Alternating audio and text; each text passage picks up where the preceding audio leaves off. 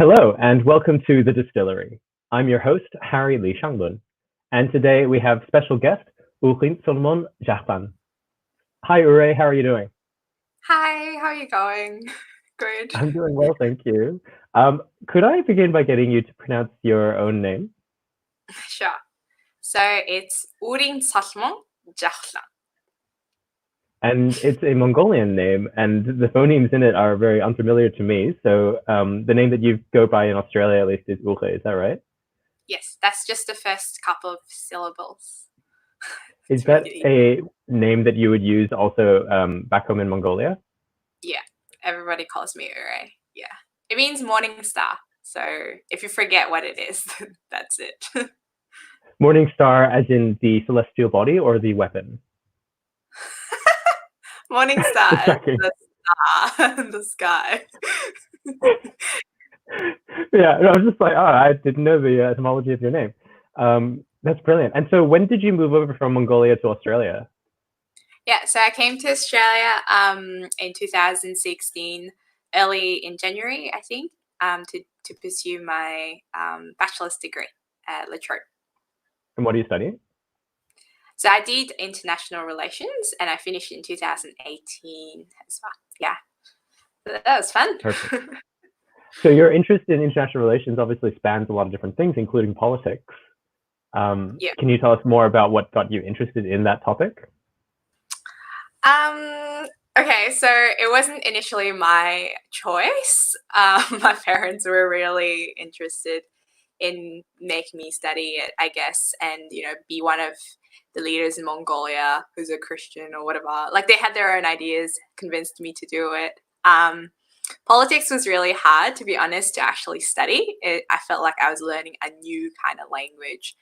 Writing essays in a second language was definitely hard and challenging, but I think I embraced it as I went along the years and semesters, and I actually got into it and really found it interesting, like how certain states and countries work, and yeah, just connect with it one another.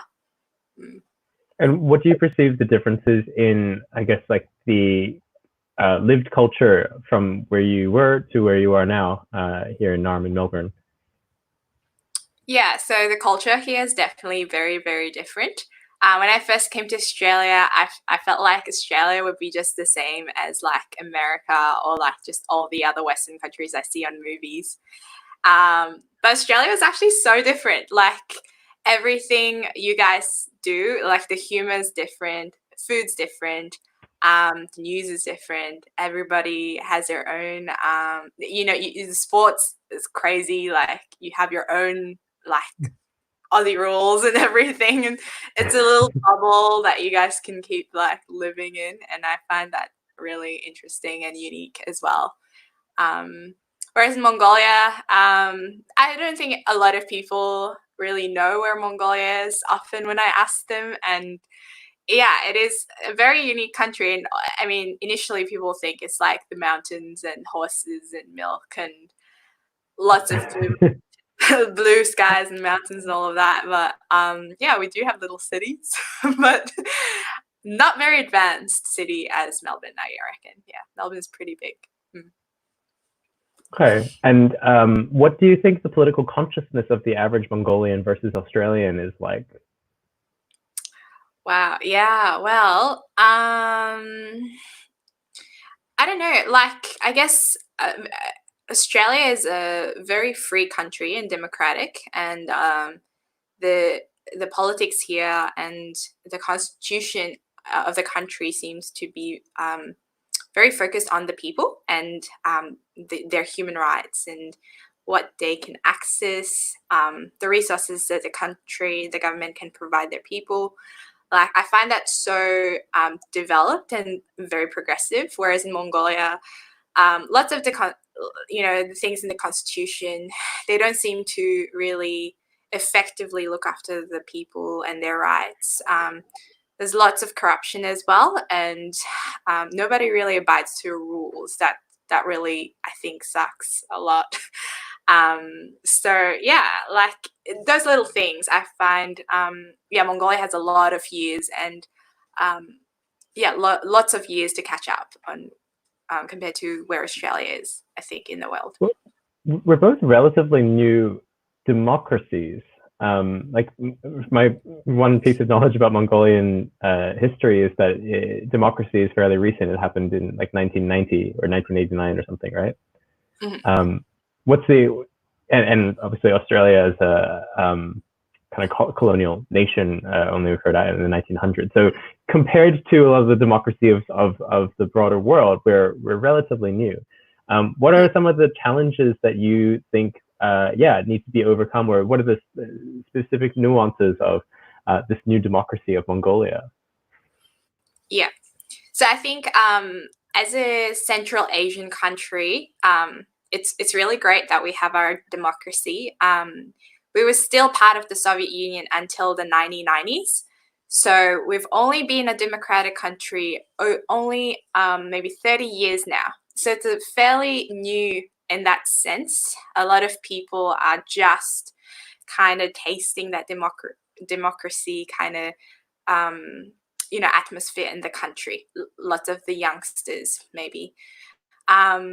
Whereas back in, the 1990s, like we were still very under the Soviet kind of rule. Everything was state owned, and everything was just kind of the state owned everything. The state told you what to do. The state gave you food. So if you weren't following what the government tells you, then you're not good, and you will be poor, and you will be jobless. But I think, Mongolians did feel like, oh, we need our democracy, we need our own law, we need to fight for this freedom. So they did ask for help from Russia and to be like, can you help us get our own freedom in a way, even though we were kind of relatively bound to Russia as well. So I don't know. I think that's ironic, given in the mainstream media today, Russia's role towards democracy is that of an antagonist, right? It's presented as a threat to Western freedom and democracy broadly. And I think we were Mongolians were mainly threatened by the Chinese rule rather than the Soviet rule. So we really wanted to be, kind of distant away from China. And I think we felt that kind of freedom when we were under the Soviet Union. So people still had their own work and, voice even under the Soviet Union. And I mean, the collapse of Soviet Union just happened in the 1990s. It just happened by itself almost. And so we had to be kind of collapsed together with it and find our own way to democracy in the 1990s, I think. Right. So that forced situation led to hopefully positive outcomes, but it was something that would have only happened through a type of revolution, in this case, one that came out of collapse, it sounds like. And you mentioned, wanting to get away from China. Mongolia and China obviously have a very long and storied history and relationship. What's the current atmosphere towards China as a modern entity now? Yeah. So it is definitely a tricky situation that lots of Mongolians do not really see. They still have a bit of biased opinion against Chinese people, even coming and working in China. They don't want to associate themselves with them, or they don't even want their presence in the country. But the funny thing is, everything is pretty much imported from China, almost 100% of all our goods. And that's from the outside, Mongolians can be very nationalistic and, proud of their ethnicity. But when you look at reality and reflect on what's actually happening, they're very reliant on China because we are neighboring countries, and it is the easiest way to, get the economy going as well. And this is the same with Russia as well. But mainly, we're really economically dependent on China. And I think we are trying to develop our own local companies and industries, but that's going to have to take a long time. Yeah, I feel like. something you mentioned earlier is that you saw Western culture depicted through the literal lens, the camera lens of film. I'm interested now in thinking about the reverse, which is that for most people, we see Mongolia as a set of stereotypes, probably derived from films like Mulan, which we've independently discussed as a very problematic and bad depiction of Mongolia. What do you wish people knew about Mongolia that wasn't in these films? Well, yeah, I don't know. I think Mongolians should take a step and actually maybe make more films or make more educationary resources for the world to perceive Mongolia as is of today. Like, I think because we don't do much as a country, there are other stereotypes all around the world in history books and things like that. And people seem to only know about Genghis Khan, also known as Genghis Khan, and like his rule and maybe the Huns in Mulan or whatever. And yeah, it does depict, I reckon, truly how barbaric we were back in the days, and very strong and lots of, warrior kind of type of people on horses, eats meat. And it's a lot of like the influence of where we're living, the culture we live, we're around, like the food we're eating. Like, yeah, it would have obviously made us the way we were back in the days. But right now, like in 21st century Mongolia is completely different, and we're only 3 million people in our country. We have vast majority of like countryside and landscape that we don't really know how to use. Whereas back in the days we did, because we would use our traditional ways of looking after the country and the land. But now a lot of people are losing that because of modernism and just, different pursuits of careers and development in the city. So they would leave the countryside to go to the city to do all of that. Yeah. It sounds like between the modernization that you're talking about, as well as the globalization implicit in, the reliance on China on imported goods, there is a real fight for how do you preserve the traditional character of Mongolian culture. How do you think people yes, it's one thing to say, okay, that should just happen. Are there mechanisms which we can actually promote specifically? Like, will the government support the arts? Will independent Mongolian filmmakers be coming to the global stage? What are the things that you're excited about seeing? Look, the government, I find, I really have conflicting ideas with the government and what it does for the country. They do speak the talk, and they don't really do it as they have spoken and promised. One good thing about recently what I've heard on the news or what I've been seeing is that young generation coming up, that movement of young people wanting to really be part of the global citizenship, like kind of embracing that as a global citizen and wanting to learn more, but also not just kind of being influenced by the world and then forgetting their national, their own heritage. They want to grow and be developed as a person, but want to come back and do something for the country. So I find that really encouraging, because these people, they don't have lots of financial support from the government. Even if they start up their own businesses, organizations, the government wouldn't really spend heaps of money to help those people as well. They would be very, just a minority really, compared to other things that the government apparently has to, pay attention to. I don't know what those are, but yeah, almost 50% of the whole country is consisted of young people, and these young people are really bringing out new ideas to make a movement for the modern Mongolia. Yeah. That's really inspiring, and it feels like you're a part of that yourself. I want to maybe point to something that you mentioned briefly, which is like you didn't necessarily at first choose to do international politics. Your parents were talking about how that would be really positive outcome to have a Christian in politics representing different values and then bringing that to Mongolia, or doing some interesting fusion work there. So first off, can you tell me about your Christian faith and your journey to becoming a Christian? Yeah, sure. So I always kind of share my dad's story when I do this. I grew up in a Christian family, which is a very rare thing in Mongolia. So my parents became Christians around their early 20s, which is around like 90s, yeah, after the collapse of the Soviet Union. So lots of missionaries from different countries were able to come in the country because the borders were open, and they did translate the New Testament and just kind of spread it around the streets. My grandma kind of found it, gave it to my dad. My dad was really sick on his bed.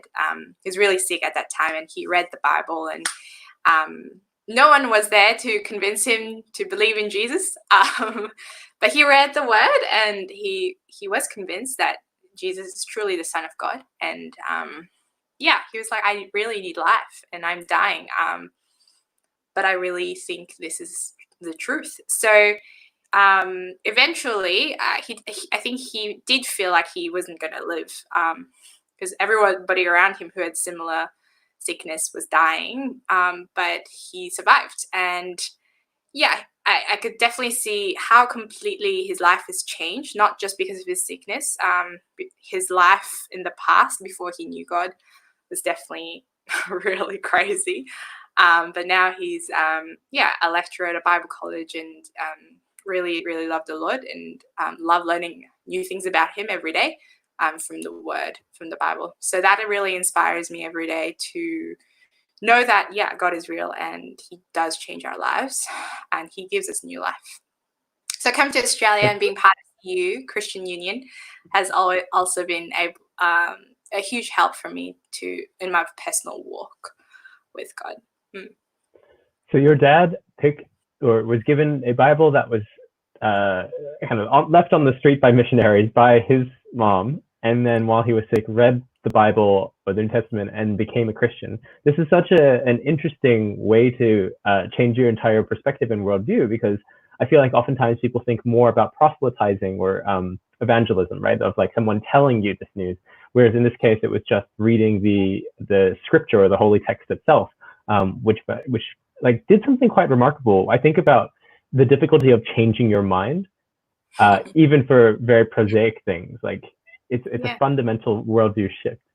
Did you experience that personally growing up as a Christian? But did you have to make like that personal decision point at some point and like have to change your perspective, or has your perspective always kind of remained the same throughout? So again, I definitely saw, what Christians do growing up in a Christian family. You see that, yeah, you want to constantly read your Bible, you're praying, you're going to church. But I realized like these things we do not because we want to be saved and, just get, brownie points from God, because that's not the most important thing. As my life went on, I think God did open my eyes through his spirit to really understand the Bible. I did start reading when I just started school, and I was learning to read, and I was excited I could read when I was 8, and I was like, oh, I want to continue reading. I suck at this, but I want to read. So I think, yeah, from a very young age, reading the Bible and really understanding on my own was very important. And I think God really showed me how to understand it as well.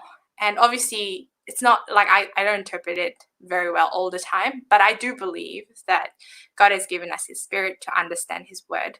And it's very logical, the Bible. So it has been challenging me, encouraging me in many ways as well every day. When you say it's very logical, maybe this is a big question or a big ask, do you have like a handy summary of what the central thrust of the Bible is? Like for people that have never read it or don't, or oftentimes I think it's one of those documents or cultural artifacts that everyone knows about but doesn't know what it's about. Yeah, definitely.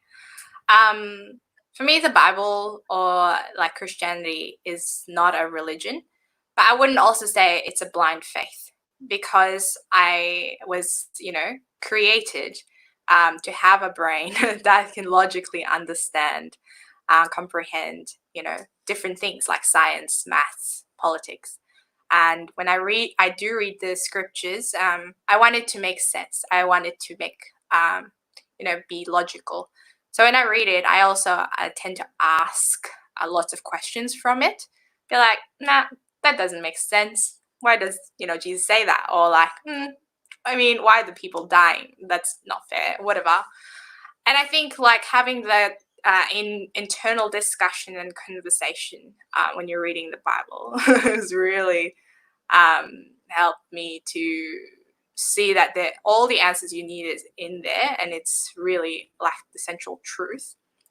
And again, like trying to answer your question in a concise manner. Really the central idea of the Bible, even the Old Testament. Hello? Hey, sorry, I think I froze momentarily. My internet's been pretty bad recently. No worries. But you can hear me, yes? Yeah. Yeah, so I'm just, again, saying like just the central idea of the Bible. People often say, the Old Testament is so irrelevant, or like you just got to read the Gospels or whatever to understand. But all of those books in the Bible are all pointing to Jesus and his life and the necessity that Jesus had to come to this world as a man and as God to save his people. Whoever he's chosen to save them from the sinfulness. Like, I don't want to use Christian jargon, but like to really, we are weak and we will face death one day. And we know that there is a higher being above us. And God really, really loves us, and he wants to have a relationship with us. And he wants to restore that broken relationship that was broken at the start of the beginning of everything. So I do feel like it is a story. It is almost like a love story that God wants to restore his relationship with his creation. And by sending his son, he's closer to us, so we can actually touch him and hear him and listen to him physically as well. And I found that really profound. And obviously, some people, it is hard to believe because Jesus is not here, like present right now. But again, those who have walked with him, who's been his disciples, they've all, recorded it for us so that we can believe and we could have new life. Right. So just to summarize that, the people who were with Jesus, who you say were following him, wrote things into what is now the Bible, the New Testament. And when you read the New Testament, it's all like pointing to Jesus, and Jesus is the main point of the Bible and of Christianity. I guess that's why it's called Christianity. Speaking loud to myself. So like, that's right. Did you want me to add anything to that, or? Oh yeah, whatever you'd like to chat about. Yeah. Cool. No, I think you're right. Like the Old Testament itself is like pointing to Jesus. Nobody knew that he wasn't there at that time, but everybody is like, hey, this Savior is going to come. So a lot of book points to him. And then when Jesus actually came, his disciples, or even those who didn't believe in him, like Luke was a doctor and he wasn't really a follower of Jesus, but he just recorded everything. And I think that's really cool. Like there is a person who just walked and saw what Jesus did and recorded things. Yeah. So for somebody whose faith you've described as it's logical, it's something that has really dramatically changed your life and put you on a particular path, both in Mongolia and here in Australia. You've now experienced being a Christian in these two different contexts. And you've mentioned that in Mongolia, it's very rare to be Christian. And in Australia, it's not quite as rare. I think Christianity is fairly normal. Like people at least know about it here. People aren't going to be super surprised. Can you tell me about what your experience socially has been as a Christian? In both countries? Yeah, that'd be great. Just like, what does it actually mean to live and have people know that you have this faith? Yeah. In Mongolia, again, there's only 3 million people, only maybe 1% of the country, 30 to 50,000 people are Christians. Maybe the number has grown recently, I'm not sure. But yeah, people do have a very positive kind of outlook on Christianity and like the churches in Mongolia. Yeah, but again, it feels foreign to them, so they do say it is a Western religion, and that for Christians, maybe like the biggest persecution might be like you've altered your ethnicity or your traditions as a Mongolian. Like Mongolians praise and worship the sky, which we call Tingir, and very spiritual Buddhist people and shamanists as well. And so this idea of Jesus and God can seem a little bit far away from them. But again, there are lots of people who are seeking for truth, and when they actually hear the gospel or the good news, I think their lives really change and they dedicate their whole life for that. And I've seen that in so many people's lives really transform from like crazy to like a new life again. Whereas in Australia, I think Australians have had the great benefit of having freedom to gather together, have good sermons and resources, lots of resources of good books about Christianity. It almost became a bit stale and a bit like, I don't know, stagnant, and everybody's losing interest because maybe Christians do live in a different lifestyle that might be too distant away from the society itself, or just the Western world might be moving really, really fast and progressing to a different direction, that they almost feel like Christianity is just a religion and they want to get away from it. But again, it's like we can't continue to live our lives just for ourselves, and we need to find the real truth that will give us meaning. Yeah. Ooh, I like that. We can't live our lives just for ourselves. We need to find a real truth that gives us meaning. Yeah, I'm trying to pull like really nice quotes from people, and people are coming up with the best sentences. So that was great. And I mean, yeah, you've drawn this interesting parallel. The thing that I picked up there was there is a truth and a kind of irony, or in the criticism of Christianity being a Western construct. Like on one hand, yes, it's very understandable why that is so, and there's a lot of critique about how Christianity is used as a mode of colonization and destruction of traditional cultures. And then on the other hand is the central irony, because like Christianity clearly isn't historically at least a Western construct. Like it's gone through many different periods, but originated out of the what people call the Middle East now, but it's much geographically at least closer to Mongolia than Australia is at the very least. What's your take on that tension, on this, is Christianity westernized? In what ways is that positive or negative, and how is that affecting the way that Mongolians perceive it? Yeah. I think again, the Western world has kind of attached themselves to Christianity from like very, very long time ago, like starting from Europe and Catholicism and the early churches just kind of blossomed from that area, and globalization in general happened. And yeah, like I feel like because the church has been there for a while now, like for hundreds and hundreds of centuries, is that even hundreds and hundreds of centuries? For a very long time, I think. Centuries, sorry.